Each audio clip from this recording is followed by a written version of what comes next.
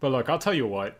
If these companies keep doing stuff like this and it's not pay to win, I don't give a shit how much they're charging for some of this stuff, because I personally don't give a crap about cosmetic stuff. And if Vader and Luke aren't vastly superior in terms of strength to the other characters, I don't care. That's on them, however they want to do it. If people are complaining about it, that's on you. If you want to run around looking like Luke Skywalker or Darth Vader, then put in the time to unlock it. I'm of the camp where it's like, if it's not having to do with actual pay to win, I don't give a crap. So I think there's a lot of complaining with how people are, and people are still paying money for it. So as long as people are paying for it, they're going to keep doing it. People aren't voting with their wallet.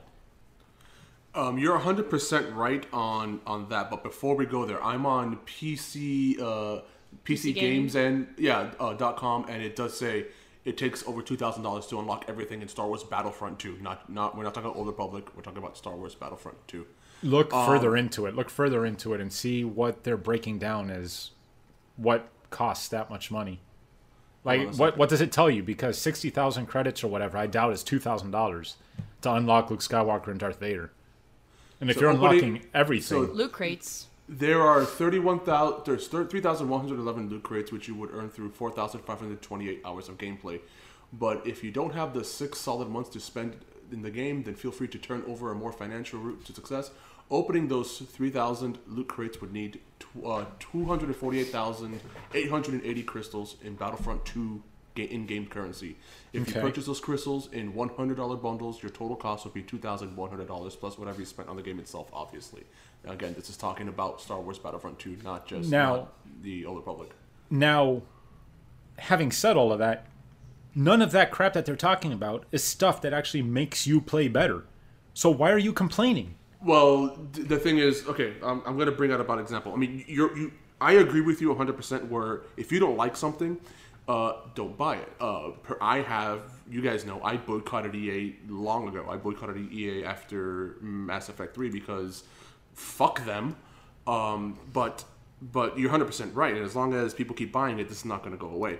However, when you buy a Star Wars game and it's being advertised, Darth Vader versus Luke Skywalker, that's an expectation you get. Not that, there's something you have to pay to play or play a ridiculous amount of hours to unlock. But that really hasn't been advertised. There hasn't been a trailer where it shows Darth Vader versus Luke Skywalker. That was Battlefront 1. Battlefront 2 has been all about, story mode with being the Empire. And this girl who wants to, avenge what happened to Palpatine and everything. It has nothing to do with Vader or Skywalker. Those are just unlocks. So it's like, I want to tell everybody to STFU. And if you don't want to pay the money, then unlock it the legit way. And if you don't want to take the time to unlock it, then how about you don't give a crap about using Luke Skywalker or Darth Vader? I don't know. I'm just crazy. Maybe I'm just not a big enough Star Wars fan to care. No, Go, Ivy.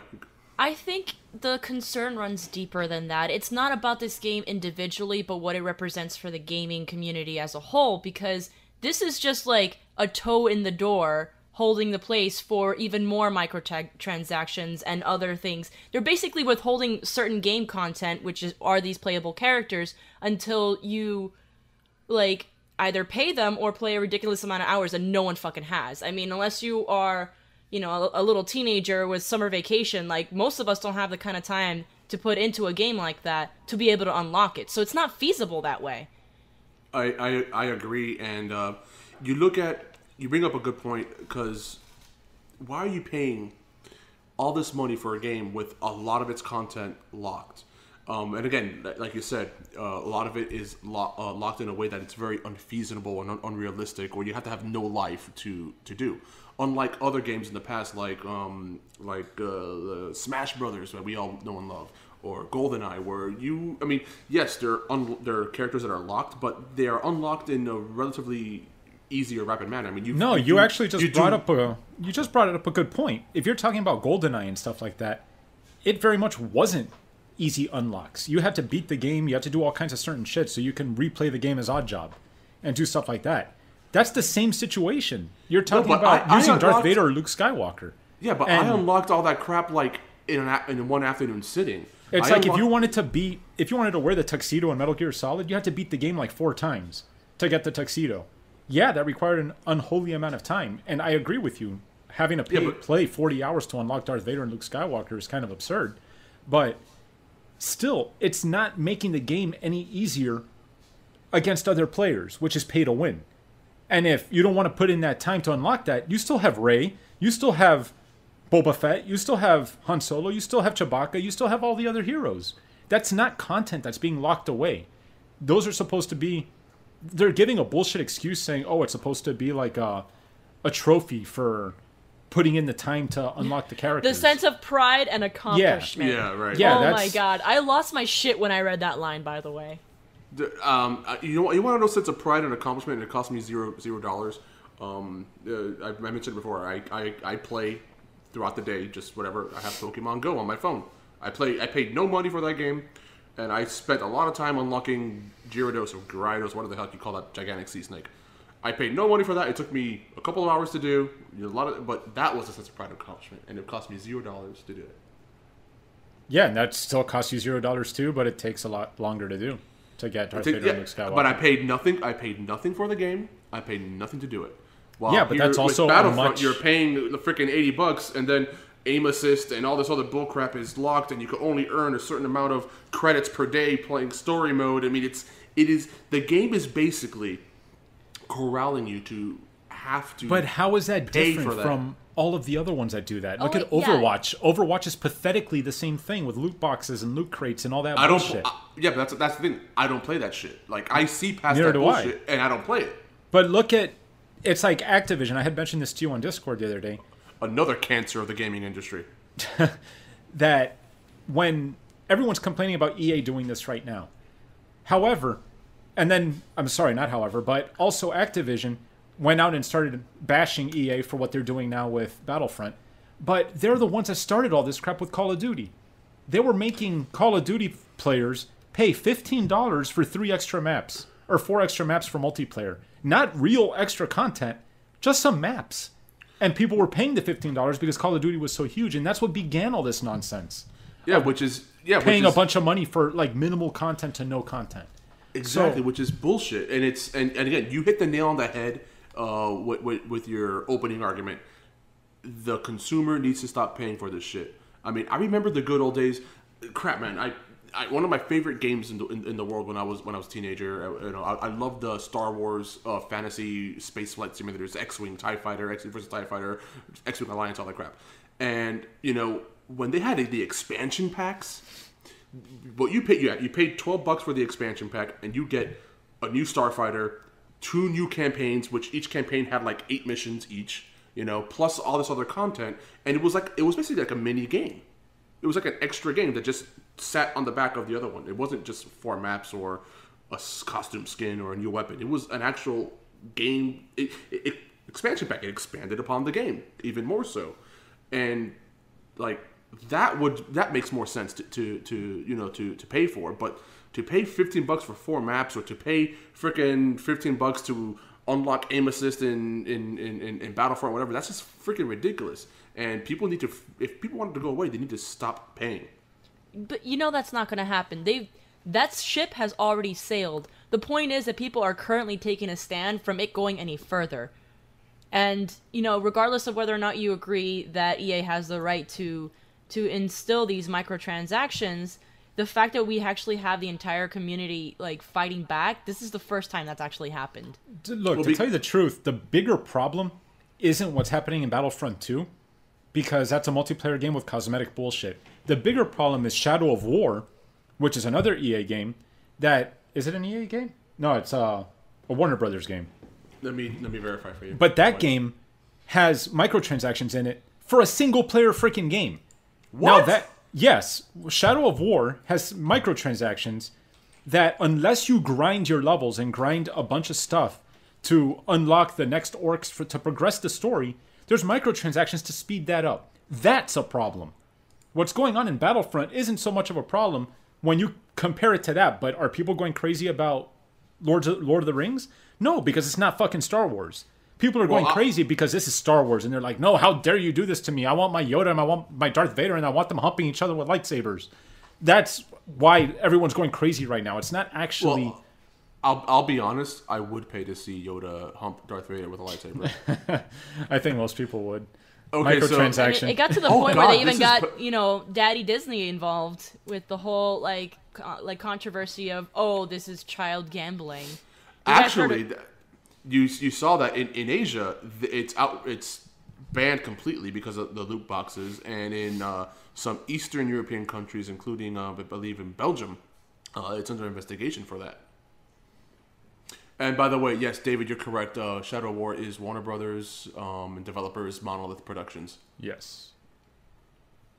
Also published by Warner Brothers Interactive and Warner Brothers International. Yeah, and Shadow of Mordor, the first game, had nothing to do with any of that. It had DLC, like most games, that expanded on the story with new missions and all that kind of stuff. Which but was this fine. game, this game goes straight up microtransactions.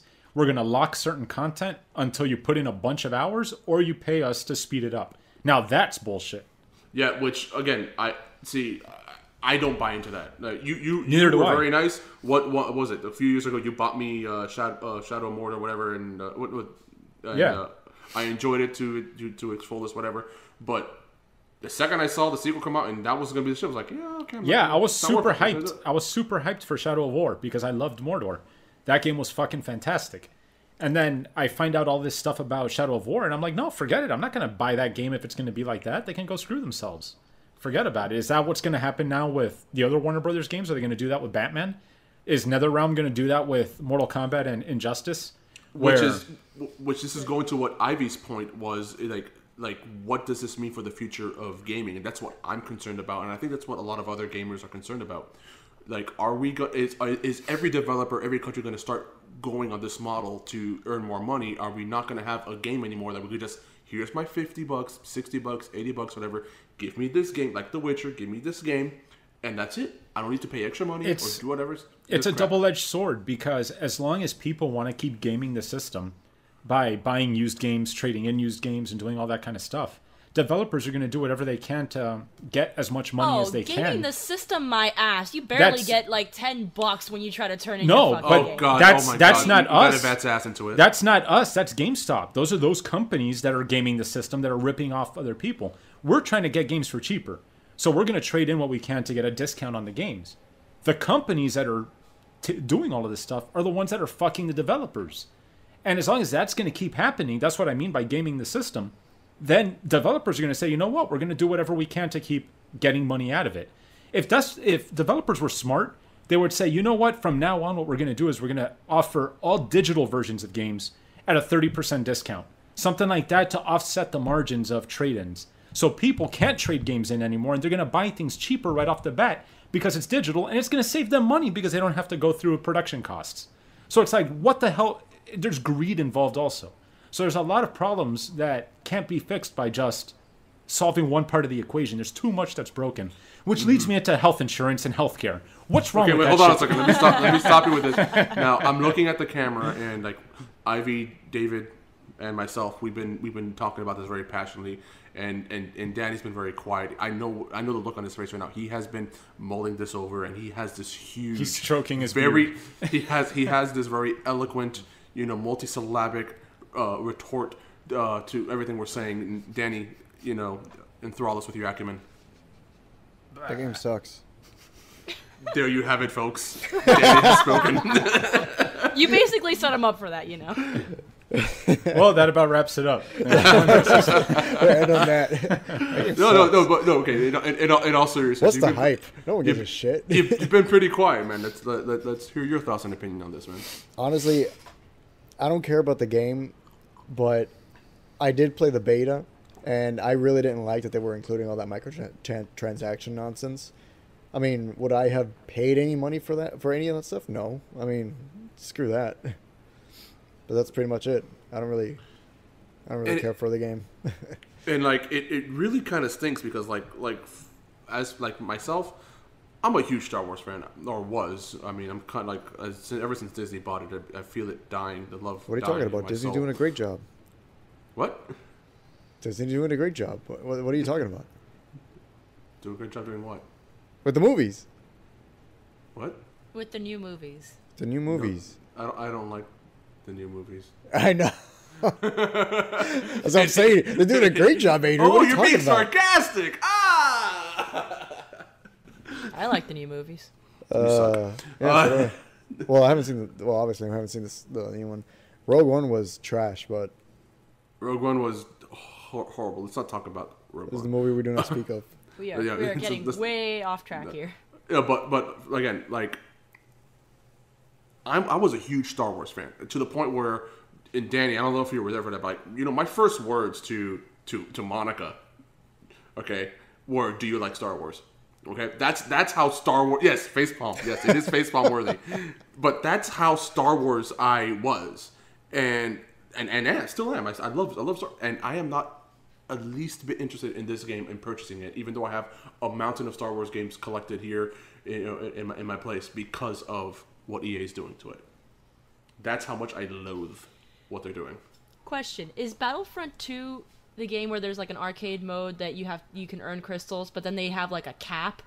Yes, I mentioned that earlier. You have to wait like another 3 hours in order to be able to earn more. See, that's some fucking bullshit. If you're gonna again, put it corrals you to have to huge pay amount of time that you have to invest to unlock things, and on top of that, you're gonna force people to have to wait in order to continue earning it. You're basically trying to funnel everyone into paying for it, to not having to wait, even if they're trying to work towards it. Like, that Ding, is ding, ding, rage-inducing. ding, ding. She hit the nail on the head. Yes, exactly. They're trying to corral everybody to have to pay to play and to win. And it's fucking ridiculous. Not to win, just pay to play, which is bullshit to begin with.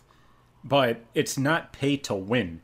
If you were telling me that by paying money you were getting an unlockable weapon that made you insta-kill people, then yeah, that's really fucked up for a multiplayer game. Well, but either way, it's there's like stuff similar to that. Like for example, let's say you and I bought the game, and you decide, hey, you know what? I'm not going to pay for this shit. I'm going to earn it the hard way. And hey, I just had a good week in sales, and I'm going to throw some money down, and I'm going to buy the extra shields and the aim assist and whatever. We bought the game the same day. I paid a little more than you did, and now I'm kicking your ass because I have an unfair advantage over you because I paid for it. Seriously. But it's not a 1 versus 1 game. It's like a 30 There's on 30 multiplayer. game. I know, well, but it's still. not 1-on-1 multiplayer. It's like 30 versus 30. So you're not. Okay, gonna let's say I'm being a big dick and I'm just freaking focusing on you out of 30 people. That's different. You can't kill trolls. Like, you can't remove them from the game. But what Ivy said is true. It's like, if it's going to be treated like the Candy Crushes and the Bejeweleds on phones and stuff, where it's like, oh, you need to earn 4 more crystals before you can unlock this, and oh wait, you've already gained your crystals for the day. You have to wait 5 more hours before you can earn another crystal. That's bullshit. If you're going to expect people to spend 40 hours or whatever to unlock stuff, if they happen to have more time to invest, let them unlock it in a night if they fucking feel like it. Don't be forcing them to be like, oh wait, you're going to have to wait 2 weeks because you're hitting your level cap for the day and you're not going to be able to unlock it. That I find is bullshit too.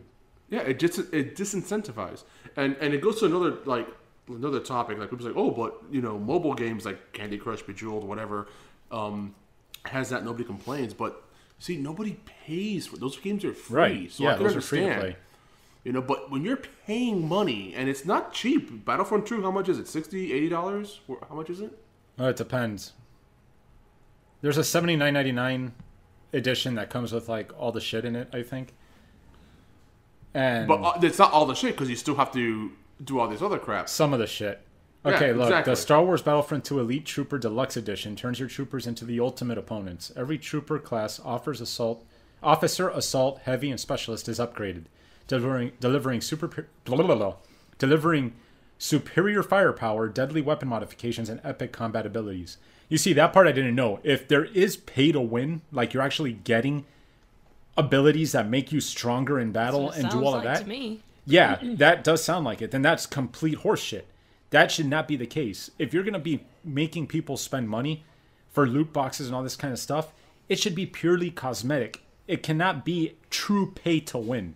Because if you're doing that, you really are forcing people to spend money so they could just have a competitive advantage. Because I have that same problem in Hearthstone, where I play that stupid card game all the time, and it's the same situation. Every meta that comes out, you have to either devote a bunch of time to getting enough gold to unlock cards that you hope would get you the proper combinations to have a formidable deck, or you have to spend the money so that you can get the cards that you need.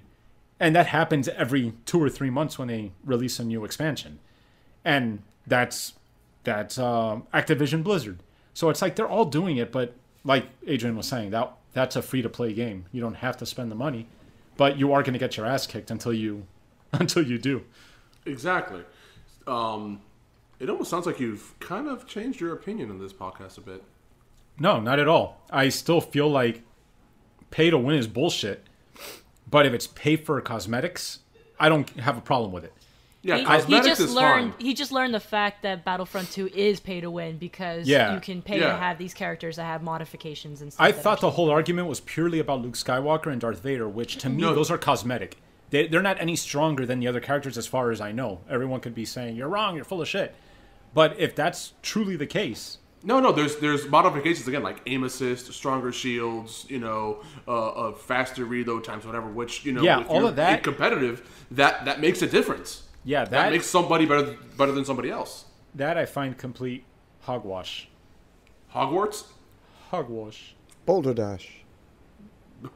Thanks for contributing. I mean, don't you get to use all of like Darth Vader's or Luke Skywalker's powers when you unlock them? Isn't that like powers that the other characters don't have, sort of thing? Where I bet after you unlock Darth Vader, you have to pay more to unlock his powers. I'm pretty sure he has his own like set of abilities, which I would assume are pretty OP. As far as I know, Darth Maul has like the same abilities where it's force push and all that kind of stuff. So I don't think they're any stronger because I've seen people using Yoda, and Yoda's a regular unlock.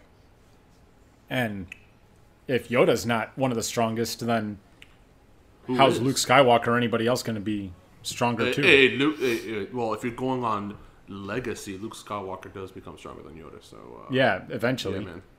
Yeah, man. Well, he always was. He just needed to unlock it by paying EA $50. Exactly. Okay. Well, Danny, you've been quiet. Like, to contribute. Well, I just don't care for. It's not your game. It's. But I mean, what is? If I was interested in the game, basically all of that just kind of killed it because I'm not going to spend hours grinding for any of that nonsense. Let me bring this conversation down to your level. Imagine they made a new Mortal Kombat, and you had to either play for 40 hours or dish out another $20 after you paid $80 for the game to unlock Scorpion. I'd say that was a pretty that was a free buy or a free unlock. No. Hours, you know, 40 you hours put of in Mortal 40 Kombat. hours in that shit. 40 that was, hours. That was of a Mortal poor Kombat. correlation there. Because look, that's an interesting concept because Street Fighter kind of does that, where Street Fighter, I remember. You can, while you're playing the game, you can unlock Street Fighter dollars or whatever the shit they're called, and all the DLC characters that they release every couple months cost a certain amount, like 80,000 or 100,000 or whatever.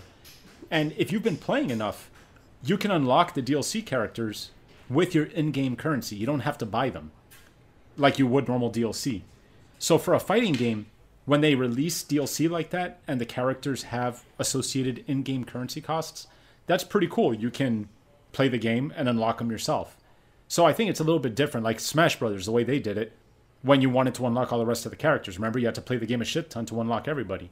Right. But you didn't have to pay to unlock everybody. But I'm sure Smash Brothers came out now, it would allow that. A new Smash Brothers, I mean. Oh, God, I hope not. But even the worthy Nintendo has slowly been going that way. I mean, look at Amiibos. I mean, what's that? I mean, they got to keep up with the market and the trends. I mean, yeah. I blame the consumers for letting it happen in the first place. Ultimately, it does. I mean, that's where it goes to capitalism. You know, the consumer has a role in it. The consumer can supply and demand. The consumer has the biggest say in it. The consumer is the one that has to say, you know what, I'm not going to buy your shit. Fuck you. And that's why after EA fucked me in the ass with Mass Effect 3, I no longer support them. It's like, imagine, David, what is your favorite thing in the world? I can't say that on the podcast. Okay, what is your second most favorite thing in the world? I mean, I could have sworn you were going to say your wife and child, but I mean... That might be 3 and 4. 3 and 4. Does Michelle listen to this? One goes You better hope unspoken. not. One goes unspoken. 2 is Final Fantasy Tactics. Okay. Wait. Stand by. Okay, I got it. Okay, so imagine, David, if you will, that you were walking around one day and then you see a table, and on top of the table is a box, and in the box there's a big placard that says push There's a cat button. inside. No. This, But you don't know if this it's is alive not or Schrodinger's cat. This is not Schrodinger's cat. So this says there's a big box, the big red button, and there's a placard above the button that says push for a free copy of Final Fantasy Tactics. And you're like, hey, I want a free copy of Final Fantasy Tactics, and you press that button. When you press the button, a big old thing punches you in the nuts. And then Where's it from? Something What? does that. I've seen that somewhere. I don't know, but whatever. And then some time passes by, and you walk by the table again, and you're like, oh, hey, free Final Fantasy Tactics. Press the button again. Boom, son of a bitch. That is what buying games from EA is like. And But I'll people tell keep you what, doing though. it. I'll It's tell you just what, though. It keeps punching you in the nuts. But hold on. Some people like hold on. you Does he get go- the game? No, he only gets the punch in the nuts. Look, Oh, then. some people like you and me will walk up to that thing and go, what the fuck? It just punched me in the nuts. Other people will do that you said. They'll forget. They'll just walk back up to it and be like, oh, cool. Damn it, I fell for it again. That's But then most there's people. Other people. Most people will walk up to that thing and say, no, let me give you money to punch me in the nuts. That's the difference. Insert $5 for Final Fantasy Tactics. Nut punch. You have expanded my analogy. I love you for that. Hold on. I need to play devil's advocate a little bit here. Ivy, because- you have no nuts. You can't talk about this. Shut the fuck up. That's a lot of nuts. Because at the same time, it's not that we don't know that EA is full of shit or that, it's a gamble. It is a gamble and it's a risk you take, but because you really, really like a series or you really, really are hopeful that they won't punch you in the nuts this time. For example, the Final Fantasy series, I kept buying it even after it started going downhill for me, and I don't play it anymore except for. You mean after 15. X2? Fuck X2! That was my punch in the tit, okay? That game fucking ruined my soul. Don't even. And look, there's a lot of people that paid to get punched in the tit and the nuts with X2. And the minute I saw X2, I played the opening cinematic and I said, nope, I threw it in the trash. And 'Cause- normally I would too because it was so much fucking pandering and I hated it. But you know Yeah. what? I wanted my fucking happy ending. I wanted my fucking and I Who doesn't? wanted to gouge my eyes out, but I played that fucking game just for my happy ending. And you wouldn't even get it if you didn't do a series of fucking random ass shit and got 100% in the fucking game. The music sequences, Oh my god, yes, the whistles. Oh, don't even. I'm singing so I into the microphone. I'm going. I have PTSD. Hold on. Yeah, but that game I you threw in the did it. trash. You- And then I go, you know you what? did Final it, Fantasy Ivy. 13 has cool graphics. So I throw in Final Fantasy 13 and I see a chocobo coming out of a guy's Hair. afro. His hair. And Yeah, then I said, no, that's forget about the time this. I stopped playing it. Yeah. Yeah, I me threw too. that one away too. So I I've played thrown the away first, more the Final first, Fantasies 30 than I minutes of played. that game, and I'm like, fuck this game. I feel like I've been ahead of the curve in all this crap. I stopped Final Fantasy after 9. Well, then No, I but did 10 11 was and good. 14. Final Fantasy 10 was good. I didn't like 10. A lot of like people 10. say they I didn't love like 10, 10. but 10 is really good. It is. I tried, but I couldn't get past. That's just because of the technology of the time. No, But- I mean, and the gameplay just didn't sit well. Rainbow. No, there's Final Fantasy X is good, and it opens up the open world kind of travel system and all that kind of stuff. Final Fantasy VIII had it too, but It had when- Final Fantasy X has its merits for sure, but it just I felt that was the game where it really broke away from classic Final Fantasy, even more so. And I liked my classic Final Fantasy. no, Final Fantasy 12 is what did that. Yes, that is the one that broke me. Final Fantasy 12 Yeah. is what broke me, and I'm like, fuck Final Fantasy. It's my favorite gaming series, and I'm like. And I it can't breaks do my this. heart because Final Fantasy 12 is in the same world as Final Fantasy Tactics. So I wanted to like it. But Yeah. when I play Final Fantasy 9 or Final Fantasy 12 and I see fucking Moogles, I want to throw that shit in the trash immediately because I hate fucking Moogles. Stop throwing that in my fucking face. Damn I'm you, sorry. Japan and Square Enix. Listen to me. No more fucking Moogles. I'm done. I'm good. I'm sorry, Moogles fucking rocked, and they were awesome. Hey. In Final Fantasy VI, they were fucking awesome. No, but in Final Fantasy IX, you're pen pals with them. And ain't nobody got time for that shit. I didn't don't say want 9, dude. I said 6. No, I'm talking about 9. When you I'm have a like, Moogle with maces and spears and they Look, command Yetis and crap. Come on. Final Fantasy 8, Final Fantasy 7, obviously everybody loves. Because Sephiroth is fucking awesome. I think that's Damn the only right he reason is. why. That's the only reason why I think people love Final Fantasy 7. But, and then also would the twist disagree with with you. Eris. The twist with Eris is like, oh shit, what the fuck? Nobody expected that. Spoilers. Do you want to? I said the twist. I didn't say anything about it. Do you want to go into this argument with me? Because although I'm one of these guys who I don't herald Final Fantasy VII as the best, but Final Fantasy VII is a fucking good Final Fantasy. It is. It's a good many game. good reasons, and it's not just Sephiroth. I mean, I love Sephiroth, but No, it's but I actually, think that's a big reason. I really do. It's an integral reason. It's part of the main And the music. pillars that hold up. The Yeah, it has score. Oh my amazing god, music. Uematsu did a freaking amazing job with that score. That was probably one of his bests, I have to say, because there's not one piece in that score that's wrong. There's a lot of RPGs before Final Fantasy VII that are way superior, like obviously Chrono Trigger. There's a lot of RPGs that people, I think Final Fantasy VII hit at a time, like Kingdom Hearts did for another generation, where it hit that generation of gamers that might not have experienced RPGs when it was Dragon Quest or the early Final Fantasies or Shining Force on the Sega Genesis. So when they hit the PS1, they're like, oh, what's this? Final Fantasy VII. And it blew their minds because it was the first experience they had with a real RPG. That's why it's so huge. I don't think that it's actually the greatest or the best Final Fantasy. I think it's just because it hit at the right time. But let me bring this back, guys. Let me bring this back. Wait, no, I want to extrapolate on what he said. Oh God, we're gonna Expatriate. Expatriate. Expatriate. I'm gonna go back to Cuba. No, extrapolate. Exmasturbate. How do you do that? Can you demonstrate on the camera for me? It's Get your masturbating ex and extra. masturbate. It's pay to play. It's pay to play. Extractor bait? Insert coin here. In the slot. Okay, so no, you're all right. Final Fantasy did have that luxury. Final Fantasy VII had that luxury of hitting at that right time when the new console, where technology was new, and Final Fantasy grew from this 8-bit, 16-bit, 32-bit, depending on the console, world, and into a 3D realm. But also the story. The story was. It's probably one of the last Final Fantasies that had that very in-depth, deep story that just really grabbed you.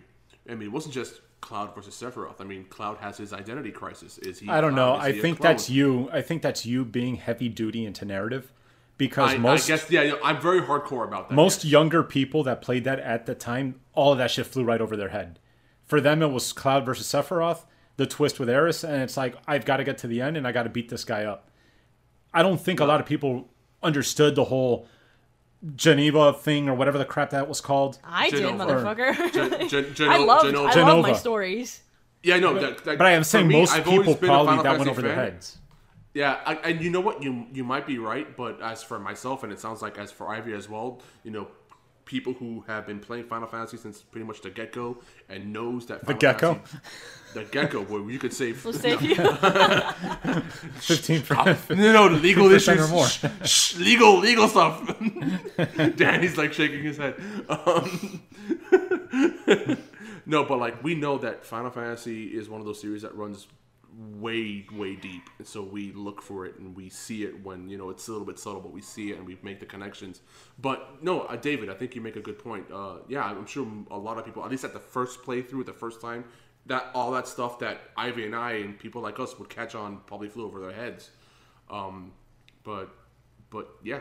Okay, now I'm gonna bring it back. Do Bring you it back. see this heated debate and this discussion that we've had about Final Fantasy, because it's a series that's close to your heart and like you feel, and you kept giving it a chance. You played 12, you played 13, and you knew after that punch in the dick for 12, you still went back there and you bought 13 in hopes that they would have fixed the fuck up in 12, and they didn't. And so on and so forth. But it's the same thing. People keep going back to the series that they love, like Star Wars, and they're like, maybe they won't punch me in the dick this time. Nah, well, again, I think you do speak for the majority of people. I think it make you're right, but like for me, again, like Final Fantasy, I stopped at 9. For EA games, I stopped at Mass Effect 3. Like, but I'm not most people. You should play 10. 10 is good. Once somebody punches me in the dick, I don't like them anymore. It takes me at least two or three times. Are you trying to say that you've never played like a bad Zelda game? Oh, that's right. You love Zelda too. Never mind. You like Link to the Past. You bitch! No. It's true. It's true. No. He loves every Zelda game. I'm sorry. All of them. I He like loves them Zelda all. 2. Zelda 2 wasn't a punch in the you're a dick for me. weirdo. You know what? If I have to say, if there was a Zelda that was a punch in the dick for me, aside from the CDI ones, it would be Phantom Tracks. That was a big punch in the dick for me. Oh, you see, speaking of punches in the dick, Simon's Quest is a punch in the dick. I Not like for you. Simon's Quest. But that's because you're weird. Nobody likes Simon's Quest. And the music is awesome. What a horrible night for it to have a curse. Nobody likes Simon's Quest, and nobody likes Hitler Dracula at the end of it. He does look like Hitler, doesn't he? How do you not like Simon's Quest? Nobody likes Simon's Quest. That game's garbage. I guess I don't know. I'll be honest. I guess for me, it's because I have like a musical ear. Like music does make a game better for me, and I love all the music in not Final Fantasy. Well, I do love the music in Final Fantasy, but in Simon's Quest, I just love it. It's fucking awesome. No, and yeah, it's harder, it's chunky, it's clunky, it's really difficult, but I enjoy Simon's Quest. I think I don't know how you can actually like Simon's Quest, because to me I would equate I still play it to liking it just because it's Castlevania. Just like I would say I like the Ninja Turtles on the NES because it's the Ninja Turtles. But that game fucking sucks. Actually, did you know that the Ninja Turtles game is what probably saved the NES, and it was actually a very, very good hit. The first one. That doesn't mean it's Did you know a good game. with Adrian. Actually, there is a Did You Know About Gaming video about that. There is a Did You Know video about that on the YouTubes. Well, that about wraps it up. No, but at the end of the day, Disney called EA and they, mysteriously decided to postpone or withhold or take away the microtransactions for now. But they said that the crystal stuff is going to come back later. Yeah, it's a trap. It's a trap. It's a trap. How did you know? I was reading their EA's press release, and like I'm like 70% through. I'm like, oh wow. Part of me was like, oh my god, is it true? Could this They be? listened? What? They listened. They learned their lesson, and then you see, we will postpone it until future. I'm like, motherfucker. It's not going to change. They're going to make their money, and they're going to just laugh it to the bank, and people are going to keep paying. They're going to wait until they're not this getting my money. Over, maybe even past the release of the new movie in December, and then they're going to bring it back. Look, speaking of getting punched in the dick, it's up to people to not buy it. Speaking of punching in the dick, when we played Destiny, we were like, you know what? They're going to learn from their mistakes. They're not going to pull this shit off again. You must be kidding, aren't you? We did that for 3 years. Yeah, we did that for 3 years. Until Taken King. Yeah, through all of the original Destiny. And then now Destiny 2 came out, and we're like, you know what? We trust in the guy that did Taken King. They're not going to do this shit again.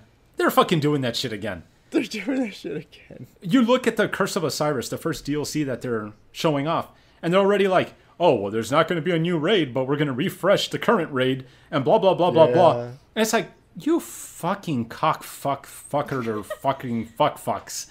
What the fuck? Was that enough fucks? It was like I was enjoying that whole presentation until they said, oh, so we're going to add, there's not going to be a new raid. We're just going to add to the existing raid. I'm like, what? What the hell are you going to add to the existing? Give us a new freaking raid. I don't want anything added. We've already done it. I beat it. I'm not going to go back to that crap. And we got punched in the dick again.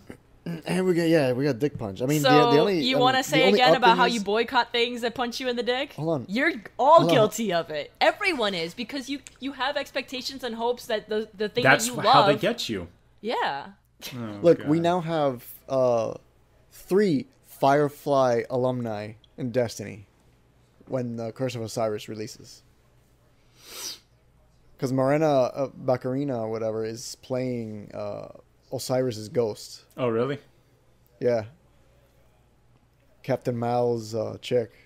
Yeah, I remember the girl from Deadpool. Yeah, yeah.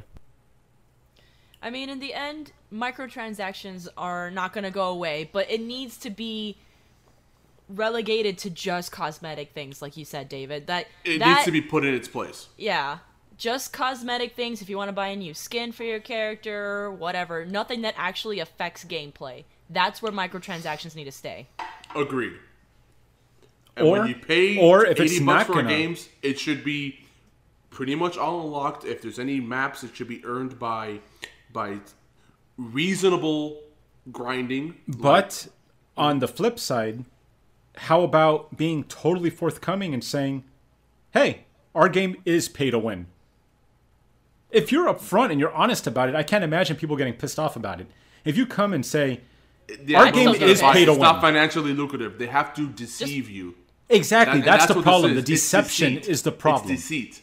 If you were to come out straight up and say, our game is pay to win, take it or leave it if you want to play it, there are mechanisms that if you want to spend more money, you could get better. And if they offer the game for $10 or free, even better. People would probably be like, you know what, I'll spend $50 to make it like a full price game, and I'll get a bunch of unlocks that I wanted, which is how a lot of free-to-play games make their profit. They're like, if you enjoyed our game, then spend $50 here or there, and it all makes sense in the end because you're putting so many hours into the game anyways. It all equates. But see, that argument is like much more reasonable. Like if you pay, either it's a free game or you pay $5 for the game, and then if you want to unlock all this crap and you pay money for it, that's fine. But when you pay fucking $80 for a game, it's too much. You had to pay $2,000 to freaking unlock everything. That's like, seriously, suck my ass. That doesn't sound pleasant. It's not. That's why they need to do that, because they're bastards. No, they're fuckity fucks. Right, Dan? Fuck. Hey, Danny spoke! Fuckity fuck. Oh, God. Yeah, so about Final Fantasy. You know, I still think 8 is very underrated, and I love Final Fantasy 8 very much. 8 is only good because of Triple Triad. Not just because of Triple Triad. Just because. I have spoken, and it is decided. It's only because of Triple Triad. It has spoken. I actually really liked 8, and I was... What? Somebody else who likes 8? I'm not alone in the universe? Yeah, I liked 8. I liked 8. You didn't play fucking Final Fantasy. You didn't even... Who's the main character in Final Fantasy 8, Danny? Hawk. Hawk. It's Captain Falcon. Go! Falcon. Press X to attack. Go! The kid with the gun sword. His name is I Hawk. don't fucking know. Starts with an S. I don't fucking know. Starts with an S. Oh, I don't know. It's weather related. It's weather related. Yeah. What slate? It's Yeah, maritime weather related. Yeah, it's Why are we even cloud talking and about this squall. again? I don't know. Yeah, just because Final went back- Fantasy is pretty cool. But David look, You guys are getting way too hard. David said Final segueing from Fantasy. Final Fantasy, how I had mentioned earlier about Kingdom Hearts, are Like either your of mother? you, because I know Danny doesn't give a shit, but Correct. are either of you guys big fans of Kingdom Hearts? You know what? Kingdom Hearts Didn't do it for you. It intrigued me at first. I was like, "Ooh, wow, Disney and Final Fantasy." And then I played a little bit, and it didn't grab me. But I know, and I recognize, and I acknowledge it did resonate with a lot of people. Exactly. It just You did- respect did- it, even if it's not like, your you know cup what, of tea. and it's cool. It's cool. Enjoy. I understand the concept. It's an interesting idea, but when I tried to play it, it didn't resonate with me, so I just put it aside. But if anybody else enjoyed it, cool for you. I played the first Like two. Zelda 2. Oh my god. I played the first 2 Kingdom Hearts games, and I enjoyed them. But it's not like I'm a diehard fan of the series or anything. It's just, oh, that was nice. That's it.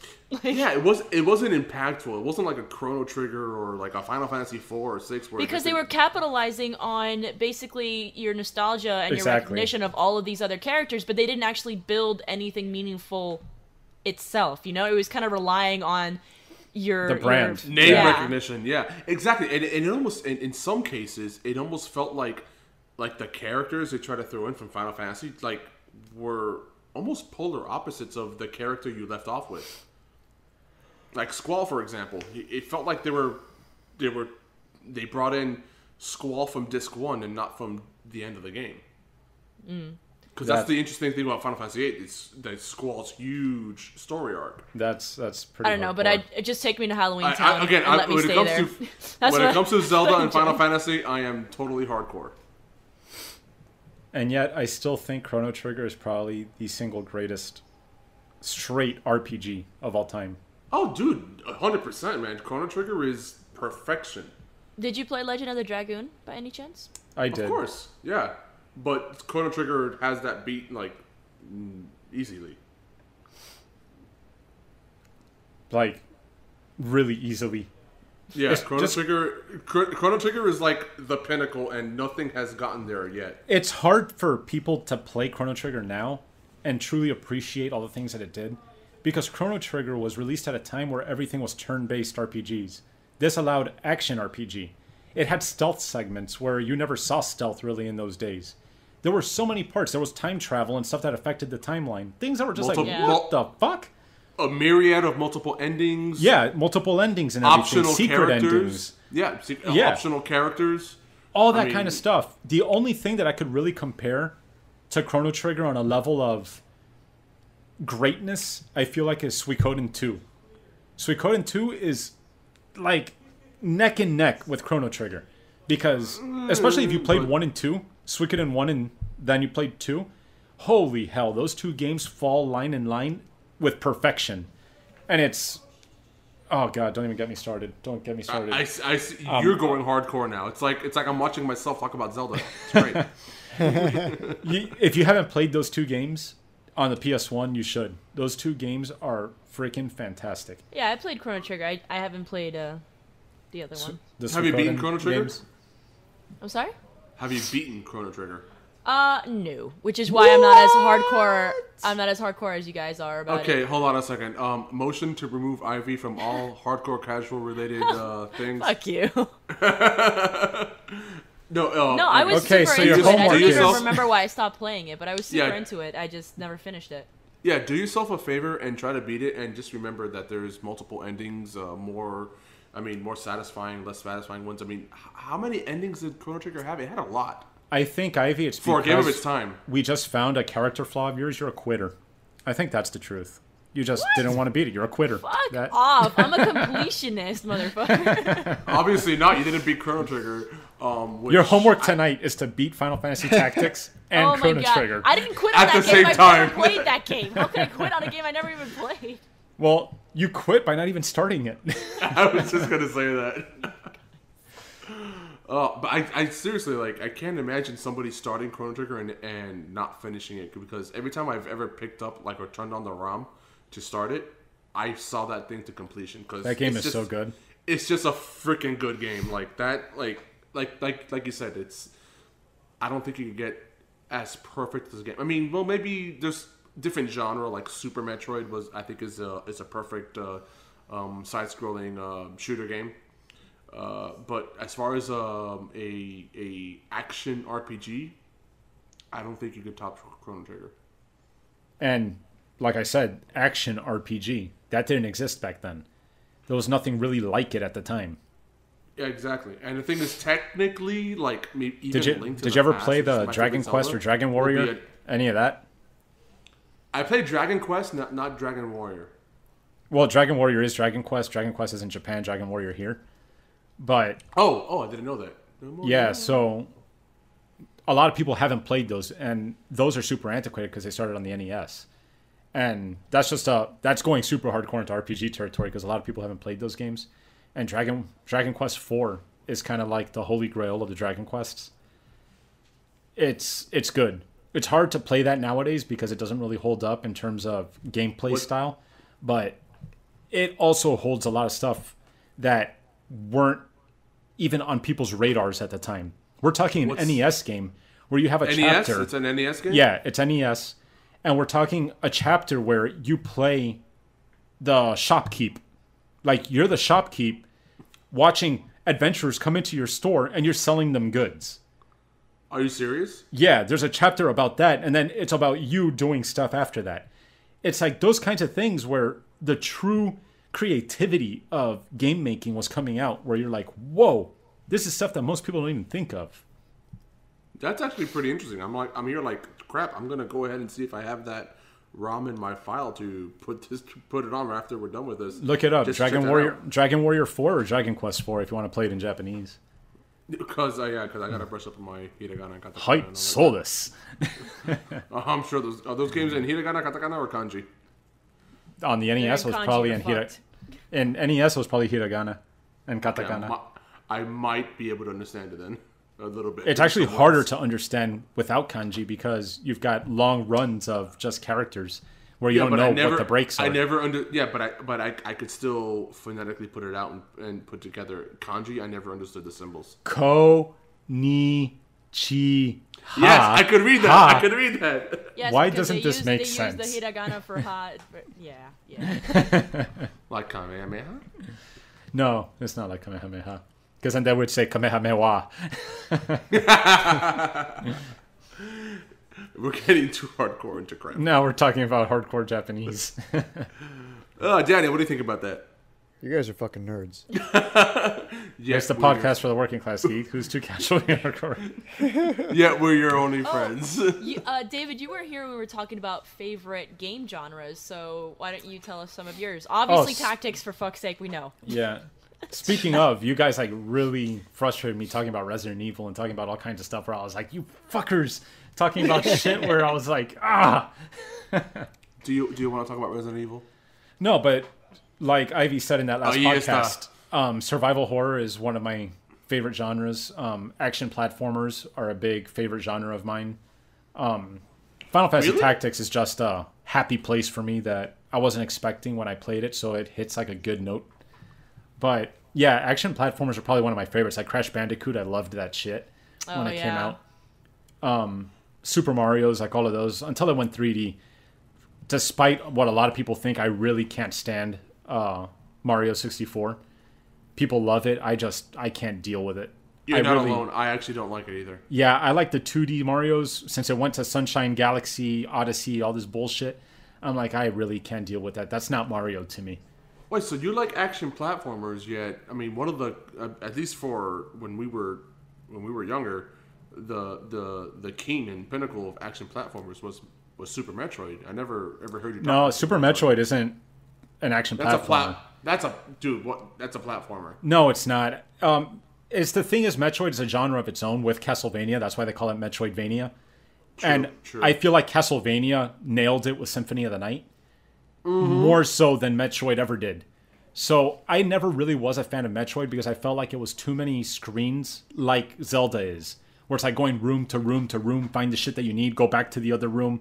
And I didn't really like that part of it. Symphony of the Night with the map and being able to strategically go through and figure out where everything is and do what you need to do. That's why I love it so much. But action platformers are more like Contra is a side-scrolling kind of action platformer.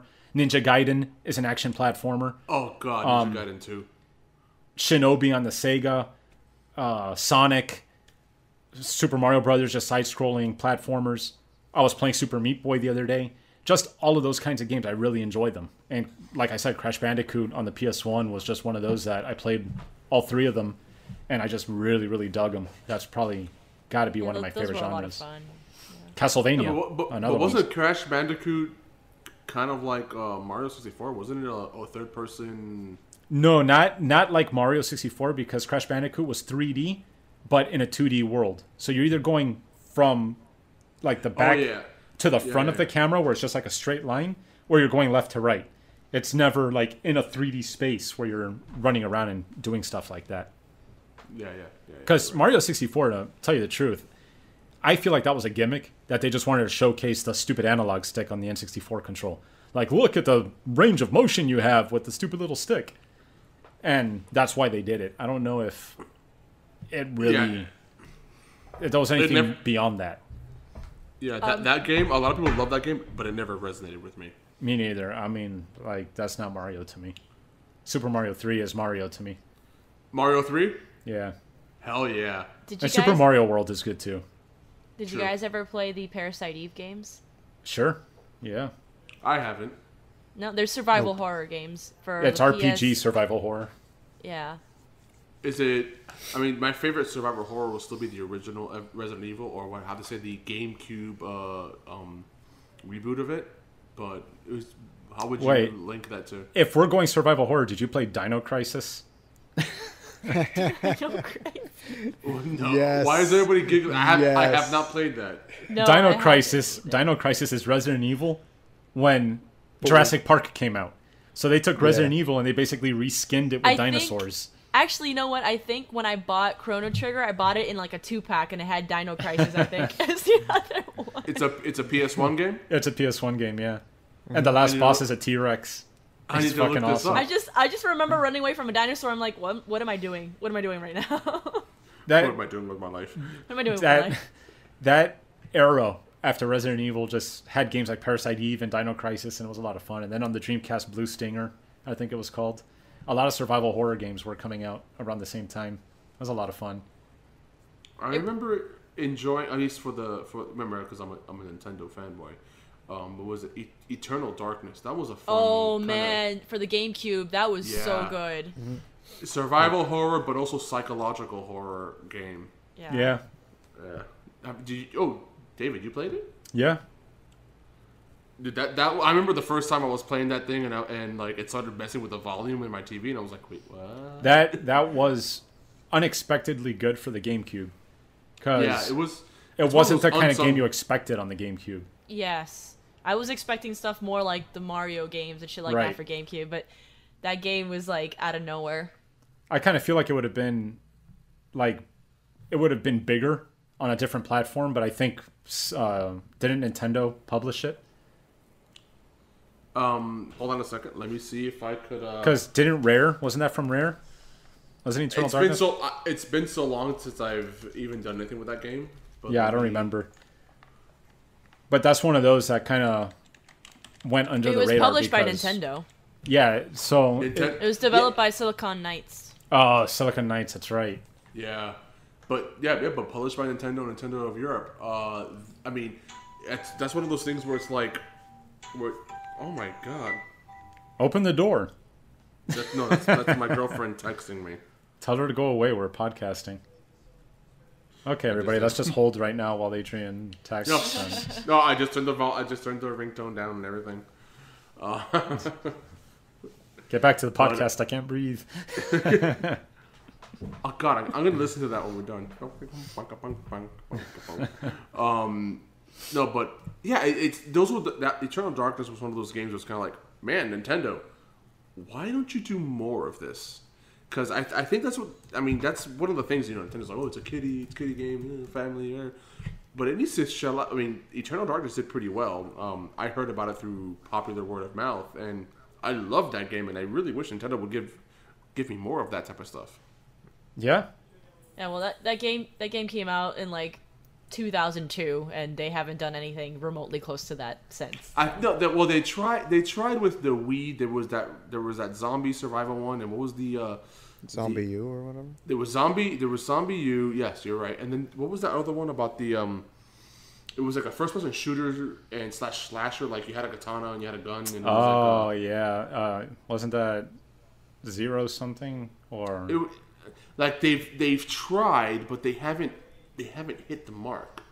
And Nintendo really needs to get on that to kind of break the mold. I mean, I know they want to be the family, classic. That's the thing. It's like you can't fault them for what they're doing because there needs to be someone in that space. Someone needs to still be the entry point to gaming. We can't have everybody being the adult gaming console because then you're gonna stall. You're not gonna ever have kids growing up with games anymore. It's just gonna stall out. So we need that Nintendo with the Donkey Kong and the Super Mario and the Zelda. Don't worry, Oh, and all that they'll stuff. be playing Call of Duty. I know, and actually, It's true. All the little 8-year-olds will be playing Call of Duty. God forbid. No, but I mean, but even look, I mean, Zelda Breath of the Wild, nominated best game of the year, and even the new Mario. I haven't played it yet, but it's doing very well. It's one of those just kind of fun, family, kiddie friendly, everybody can enjoy type of game, and it's doing very well. Ivy, did you ever play Fatal Frame? Yes. Yes. Oh my That was a god. great one. One of the few games that actually terrified me. Oh my god, you all said yes, and I don't know what the hell you're talking about. It's Oh, a game. It's a God. game where That you game go was around with a fucking camera and you amazing. capture the pictures of these ghosts. And oh my Yep. god, it was. That's how it you was fight the good. ghosts, by That's how taking you fight pictures. the Yeah. ghosts. Is you By capture taking them in pictures your of camera. them? Yeah. Talking. Imagine the ring. PS1? Imagine the ring. The way the ring is. PS2. About No, PS2. Japanese psychological horror. That's what Fatal Frame is. You're gonna get all those moments where you'll see a ghost cross in the background of the frame. You'll slowly open a door and be like, "Oh, it'll be really freaky if one pops out right here," and you see it appear. Like, you get a lot of that kind of stuff. It's really freaky shit, and it has a lot of that kind of grainy black and white, shaky cam stuff that Yep, puts you in the mood. Look up a trailer. Fatal Frame 2, Crimson That's, Butterfly. Yes, Yeah, that was right. such a good game. No, being on Like, this podcast and talking about this has made me realize I like a lot of survival horror games. I never noticed before. Yeah, Fatal Frame Yeah. was good stuff. Did you play all the never- Silent Hills? Yes, all of the Silent Hills. Even Well, then you- of even course number you'd like 4, the survival room. Did you play the one on the PS3, Homecoming? No. Did Did you play the one on the PSP, Origins? I don't have a PSP. Well, then you didn't play all the Silent Hills, did you? I didn't even know there was one on the PSP. What do you guys feel I about played all the like, ones that matter, damn it. what do you guys feel about like first person horrors? Like, did anybody play Fear? Yeah, Yes. I but played that's Fear. still action. That's not really horror. Yeah. No, but Fear had a. I mean, it had it. Yeah, it had. Yeah, it did a really good job of mixing in the horror with suspense with the first-person shooter, and I enjoyed it. Fear was a lot of fun, but I felt like it was more action, especially with bullet time and all that kind of stuff. I feel like Condemned might have been a little bit more in the line of like a horror first person, but true first person horror didn't really start for me until Penumbra came out. Penumbra Overture, and then Penumbra Shadow, whatever I think the second one was called, and then those guys went on to make Amnesia. Those are the true first-person survival horror games. Yeah, you got me. I have to thank you. You got me into those games. I remember. Penumbra's fucking fantastic. Dude, that I mean, I wasn't ready for those games. Like, I wasn't ready to what to expect. So I remember when I first started playing that, and I was like, okay, it's first person. But then when we got, but by the time you got to the little cellar right after the dogs were there and you're in the dark, Yeah. I was like, You're standing on a barrel, I don't think I was ever so throwing scared rocks at dogs. I don't think I was ever so scared of fucking dogs in my life than in that game. That game is so fantastic, and it ends in a way that, oh god, it's still, I hold it near and dear. Not gonna talk about it, but that was one of the best recommendations for You're a welcome. game. Yeah, no, it's because of you. Thank you so much. That's why I love you. Because So much. that game was made by Frictional Games, which everybody's heard of at this point because of Amnesia and everything that they've done after that. But I remember thinking when I played Penumbra Overture, it was a short title. It was kind of like an indie game where these guys just put this experience together, and they put it out there for, I think it was a cheap budget price game. And I remember playing it and thinking, Frictional Games, these guys are going to be something, because this is unbelievable. And sure enough, they made 3 more of those, I think, Penumbras, and then they went on to the 3 or 4 Amnesias. And I'm playing Amnesia now again. It's, oh man, those guys really know how to make that kind of like physics type of puzzle solving and first person survival horror feel really tight. I mean, Goosed. it was a point and click adventure game, but for me, what started it all was Phantasmagoria. I don't know if you guys ever played that for the PC. I seen it. I don't think I ever played I've it. heard the name. What? I remember the name. Oh man, it was pretty freaky. I mean, granted, it came out in what, like 1995, so I was really young at the time. Yeah. Because there were a lot of freaky first person point and click stuff like that. Like I remember there was one on the Sega CD. I forgot what it's called. I think it's Butterfly something. And Myst even was kind of freaky. Myst was pretty freaky. Phantasmagoria, 13th Guest. There was a bunch of 13th them. Guest. Actually, I have that on Steam. Oh, shit. I didn't even know Steam was like putting those kinds of really old games on there. Yeah, I have a bunch of those point and clicks like 13th Guest that are just hanging out. Magoost. I like these games. And I like that you guys like these games. We like the fact that you like the fact that we like the games. Likeception. We like Inception. Likeception, yes. Like if you agree. Oh, would you look at that shit? I have Amnesia on the PC. And I've been playing it on the PS4. Shit. Fucking up. Well, that about wraps it up. Thanks for joining us. This has been the Hardcore Casuals Podcast. We're three childhood friends whose motto is just good enough. We're hardcore about a variety of topics, but too casual to be experts at any of them. Be sure to join us next time on this journey of mediocrity. I'm David. I'm Danny. I'm Adrian. I'm Ivy. Until next time. 1 hour, 28 minutes, 13 seconds. But yeah, with over an hour of content, I think we should go ahead and... Keep on going. It's an all-nighter, baby. No. Hell no. Well, let's go ahead and let's tie this one off. David, you want to do the outro? Hello, and welcome to the Hardcore Casuals Podcast. That's the intro! I did that last week, you idiot.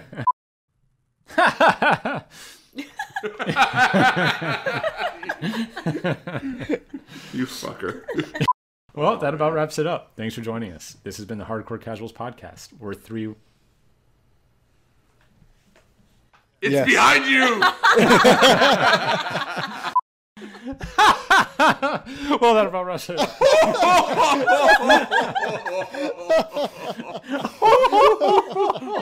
Well, that about wraps it up.